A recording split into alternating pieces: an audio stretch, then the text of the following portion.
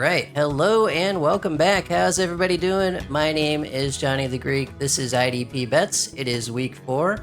I am joined by a very special guest tonight. He is at Mike underscore Woellert on Twitter. It is the Green Dot King himself, author of the 3-Down Linebacker article, amongst others. Often imitated, never replicated, Mr. Mike Woellert. How are you, sir? What's going on, Johnny? How's it going tonight? Good. How you doing? Things are good. Another weekend of football, and I can't believe we're at the quarter point already. I know. It's crazy. 25% done. Wild stuff. But yeah, we got some good bets for you guys tonight. Before we get into it, just a reminder, these are not even suggestions. We'll just be discussing the bets that we're making personally. Set a limit and stick to it. For help with problem gambling, please call 1-800-GAMBLER. And before we get into this week's bets, just a little transparency for week 3. I was 2-2, Justin Barnes was 2-2, and the stat gods hosed us by giving Myles Garrett just a half sack on that last week. But you can't win them all. But with that being said, let's get into week 4. And we'll start with Mike. Mike, what's your first favorite bet for week 4? So for week 4, gonna hit a slot corner up in Buffalo. I'm gonna hit Taron Johnson. Over the last couple of weeks, he's only been on 66% of the snaps, but I think he could be in line for more snaps this week. The Saints actually run 73% 11 personnel, so they're running quite a bit of three wide receiver sets. So I think that puts Johnson in a pretty good spot where hopefully he sees a 75 to 80% snap rate. He did have 6 tackles last week, and then Chris Olave and Rashid Shaheed do spend some time in the slot. So I think Olave, 76 snaps in the slot. I think Shaheed has 66 total snaps in the slot. And slot corners are averaging just over around 4.7 tackles per game versus the Saints. So if Taron Johnson's over under is set at 4.5 tackles, I like the spot. I think it's going to be a sweat, but I think Taron Johnson, as long as that over is set at 4.5, I think he can get there. I've got him projected at about 4.3 solos, 1.3 assists. So I've got him projected at about 5.6 tackles. So I think as long as Taron Johnson gets that a nice hefty 75, 80% snap rate, sees some of those targeted wide receivers in the slot, I do like his over at 4.5. I think at this point, I didn't see any lines released for Buffalo's New Orleans for the defensive side. They have safeties set up. So if you want to bet if somebody gets a safety, go right ahead. But some of these sites, I know they take their sweet time in setting out the tackle and sack props for some of these later games. So, but I like Taron Johnson, good nickel corner, really solid tackler. So I like Taron Johnson over 4.5 if that's what the line is set at. Nice. Yep. Yeah. And good call on that. We've been all day going back and forth trying to get, enough lines to do the show tonight. So that's been an ongoing issue. But yeah, coming off a big week for Taron for IDP production and tackle production. So I'm with you on that. Like that quite a bit. Alrighty. My first one for week 4 is going to be, if I can find it, there we go. DJ Reed under 4.5 combined tackles at -115. And I might be crazy on this one. So Reed has been under 5 combined tackles in just one of 3 games so far this season. But that was up against the Baltimore team that was, only allowing the 23rd most cornerback tackles per week. And this week he's getting Cleveland, that's right in that same area at 20th most cornerback tackles allowed per week at just 10.3 per game. Beyond that, I mean, Mike, this, Fannin and Njoku have been the focus of most of the targets, it feels like, so far this season. Anyone that has Jerry Jeudy is well aware of that in fantasy. Cleveland has like 52 total wide receiver targets for the entire wide receiver core through 3 games, while Njoku and Fannin have 36 by themselves. So I think that could definitely be a factor here. It could be a slow day in the office for DJ Reed. This could backfire on me if it ends up being a close game and a back and forth affair. But Vegas has Detroit favored by 10.5 at home, coming off that impressive performance against Baltimore last week. This could just as easily be a blowout. I don't think it will after what we saw the Browns do against Green Bay last week, but that is a possibility. But I do think in general they're going to target the tight ends and the running backs far more than the wide receivers, like we've been seeing so far this season. And they don't allow a lot of cornerback tackles to begin with, so that gives me some inclination or some inkling that DJ Reed might have a slow day. What do you think about that one? Yeah, I think in one of my first articles that I did on my Substack, I did note slot corners could be, slot corners, even corners in general could be, especially slot corners, they could be under. Their usage rate could be lower because the Browns are going to run a lot of 12 personnel, so they're going to run a lot of those two tight end sets with Fan and Njoku. So the only cornerback that has gone for more than 4.5 was Dax Hill. He was in, and that was game one, and he went for 9. But since then, Keon Martin for Baltimore only had 4. Woozy had 5. So that one other one. But even last week, Keyshawn Nixon only had 4. Hobbs only had 2. So sometimes tackles are harder to come by. I think Cleveland might play. I have a feeling Cleveland also might play a lot of ball control. I think they, in my opinion, I want to keep the ball out of the hands of that Detroit offense as much as I can, even though I know the defense is going to lock things down. This is going to be an interesting. It's going to be an interesting matchup for the defense.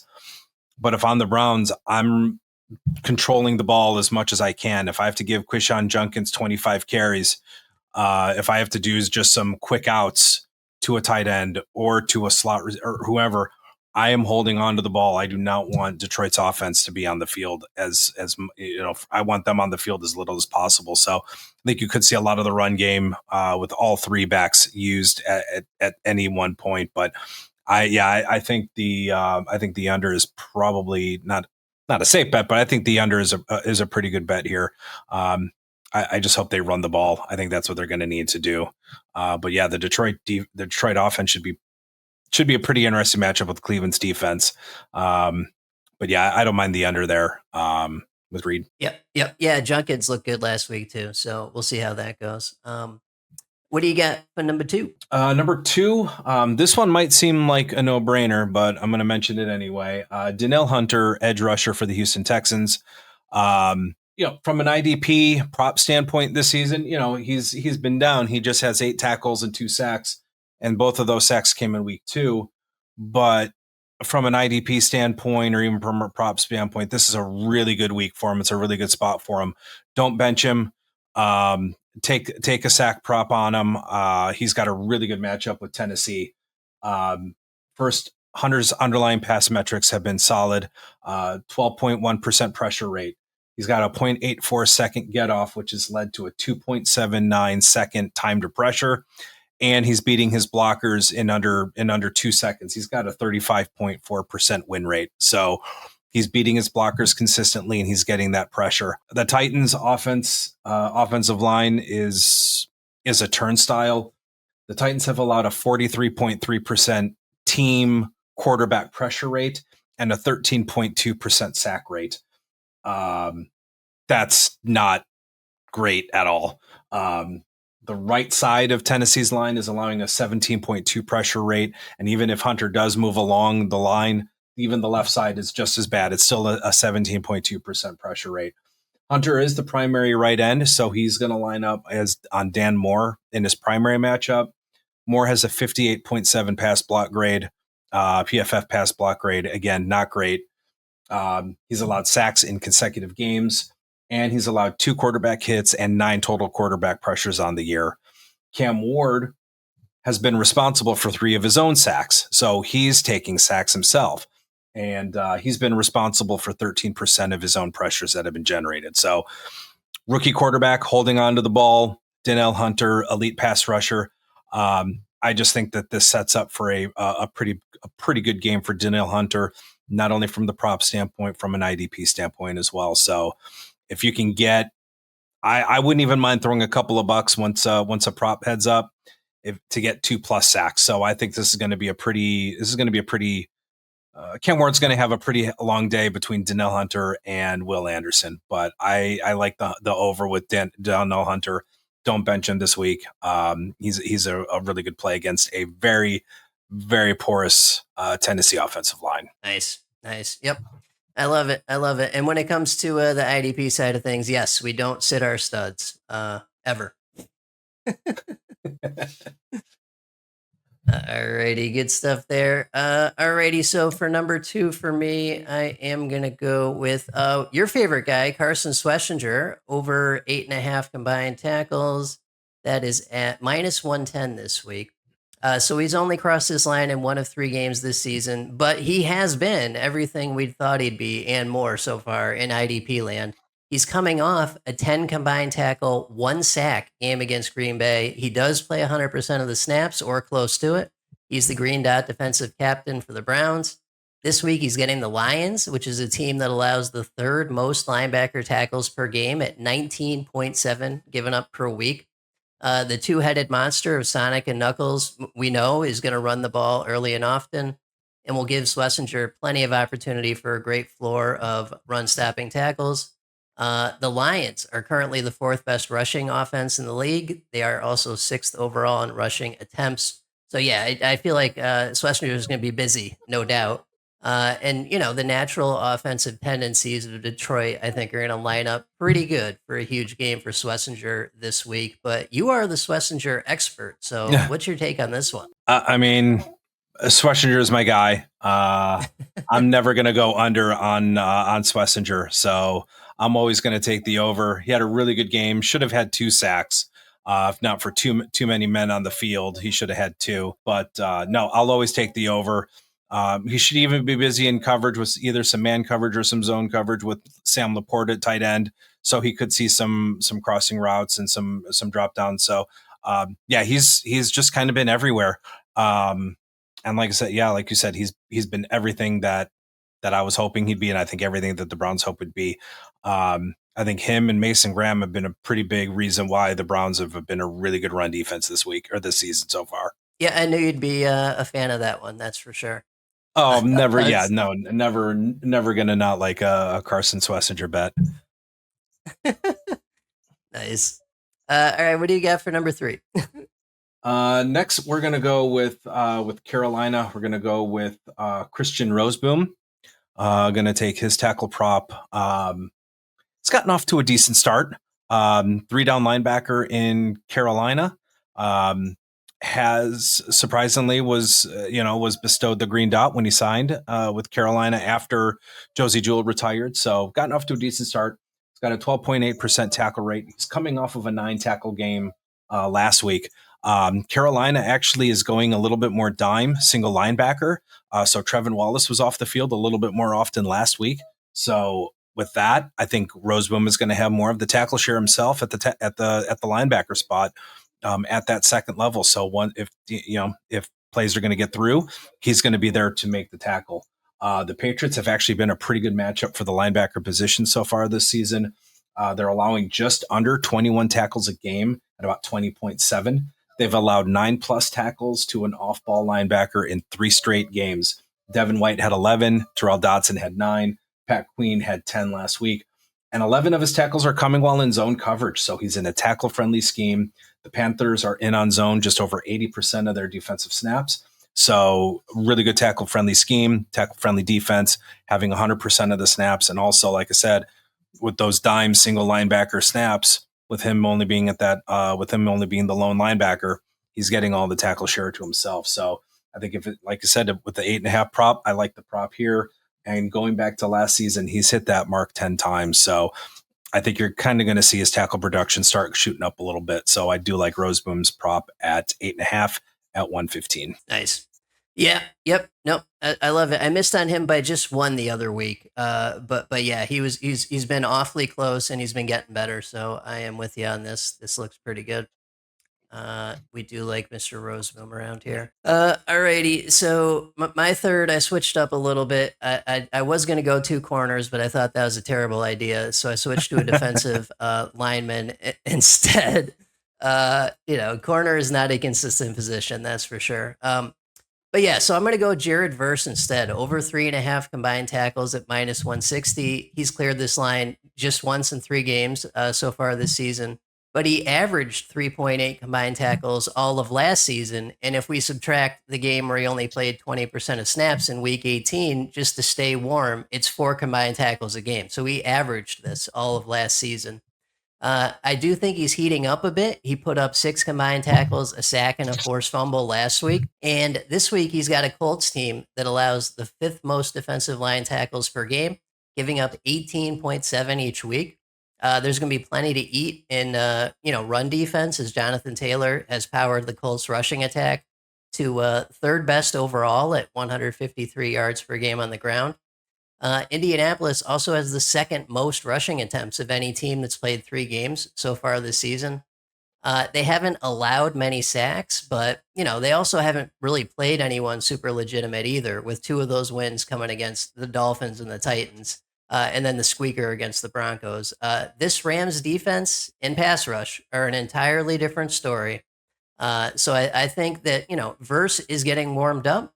And with even if he doesn't have a spectacular day as a pass rusher, there should be enough to eat here to get him to 4 combined tackles against even just the ground game in Indianapolis. What do you think about Verse this week? Well, I'm a huge fan of Verse anyway, so I'll take his sack prop. But yeah, no, I think right now, Colts can be a little bit iffy. Cooper had 4 in week 2. Jones, and I'm not really counting much on the Titans. I don't really count the Titans as a defense anyway. But a similar rusher in Cooper had 4 tackles. Benito he had 3. So I actually have Verse at about, my math serves me correctly, at about 4.4 tackles. So I have him at 2.9 solo, 1.5. So I have him right around that 4 tackle mark. So I don't mind that prop for him at all. I think he's starting to heat up. He is he should be in line for some tackles. Nice, good stuff there. Any bonus bets? I think that's all 3, right? I think I got your 3. Yeah. Any bonus bets you got this week? If you find any sneaky books offering a sack with Chow Smith-Wade for the Panthers, maybe him, slot corner or corner for the slot corner for the Panthers. The Patriots are actually allowing a 66.7% pressure rate to slot corners. So he's been deployed as a slot corner on 72% of the snaps. If I was New England, I would rush him on a pass rush or 2, because New England can be a sieve on that side of the field or on to slot corners. So I don't know. Could have a sneaky sack this week. Nice. And then we were talking Montez Sweat earlier. Did you have anything on that? Yeah, I do like Montez Sweat against the Raiders. He took advantage of a pretty good matchup last week. He had a 30.8% win rate and a 20.7% pressure rate. Did have a quarterback sack and a hit last week. And just on the season, he's producing a 20% win rate that's resulted in 2 quarterback hits and his sack. He is the primary left defensive end, so he's going to match up on DJ Glaze on the right-hand side. His side in general is allowing a 16% pressure rate. Glaze has a 60.5 pass block grade from PFF. He allowed 2 sacks last week and a 45.8% and a 45.8 PFF pass block grade. So not great. Has allowed 12 total quarterback pressures over 128 pass block snaps. And even Geno Smith has been responsible for 14% of his own pressure, including a sack and a quarterback hit. So if we can get Montez Sweat, I like him over half with the plus money. I'd like Sweat's bet this week. Yep. Nice. Yeah, I like that. That all makes sense. And I remember this from last year too. We love to target TJ Glaze on the offensive line. Yeah, he is one of those guys. He does sound like he should be. He's the Raiders. He should be the DJ and not necessarily maybe a right tackle. I think his name suits him. He's spinning up the sacks instead of pass blocking. Yeah. Alrighty. Okay, I think I've got one. Yeah, there it is. Okay, so my bonus bet this week, which it probably should just be a regular bet because I feel pretty good about it, is right. I mean, this makes sense, right? Jack Campbell over 7.5 combined at -140. he's already done this in 2 or 3 games this season and missed by 1 in the other game. He's getting a Browns team that allows the 3rd most linebacker tackles each week at 17 per game. He's the unquestioned leader of the defense. He plays 100% of snaps, except for the blowout in Chicago, which that makes sense. He's the green dot captain, and he's getting a Browns offense that may not rush as much as we'd like, but between the tight end targets and the running back targets, they're giving up a ton of tackles to linebackers each week. So yeah, I think, and that's a low line too, 7.5 for Jack Campbell. That's crazy. So I like that one. Yeah, Cleveland has actually allowed double-digit tackles to an off-ball linebacker in all 3 games. Demetrius Knight had 10. Roquan Smith, can't forget, he had 15. Quay Walker had 14 last week. So, I mean, they are giving up tackles. So it would not surprise me if Jack Campbell had double digits. Alex Anzalone is not as productive as he's been. So Jack Campbell seems to be getting a lot of the tackle share. So I don't have a problem with that. I think, yeah, like I said, could be 4 straight with double digits against Cleveland. Yeah, that one surprised me a little bit on the number, but we'll take it. All right. Well, hey, good stuff. Thank you, Mike. It's always a pleasure, and you always kill it with the props, especially the sack props. You had a perfect streak going last year that I won't mention too much, so we don't curse it. Oh, geez, I'm jinxed. That's it now. You just jinxed me. So now I'm screwed. So if you lose your money, hit up Johny for a refund. That's it. It's my fault, totally. But yeah, before we get out of here, what are you doing this season? Where can the people find you? And tell us about the Substack too, because I've been plugging that, and that's been pretty cool too. So a lot of some of my main work is still at the IDP show. So they have exclusive, I guess you can say, an NBA. What is it? Is it the bird rights that they call it in NBA? They've locked down the Green Dot article, so they're the exclusive home for my Green Dot 3-down linebacker report. Also doing the projections, and check out the start sit tool. So if you're having any trouble, if you have a flex position where you're going through 3 or 4 guys, use the start sit tool. It's based on my projections. Plug those names in and see who it spits out. So that's been a really popular tool so far. So all of my projections, Green Dot article is over there. And then every week I'm putting together an IDP matchup analysis where I just kind of take a look at every single game, give you some data, give you some insights, give you a little bit of nuggets on how just kind of helping your lineup, see how you can go through your lineup so you can get the best possible lineup in there. Just giving you a little bit, giving you the information that you need, call it kind of all in one place. So check out that is at my Substack, MikeWoellert.substack. $5 a month, pretty, say much less than a Starbucks coffee per day. So $5 a month. And then I do have a yearly, it's $50 a year, which is actually a little bit more savings off the monthly price, but $50 a year, and that gets you 365 days of stuff. So, I do rookie rankings, so I'll do those for 2026.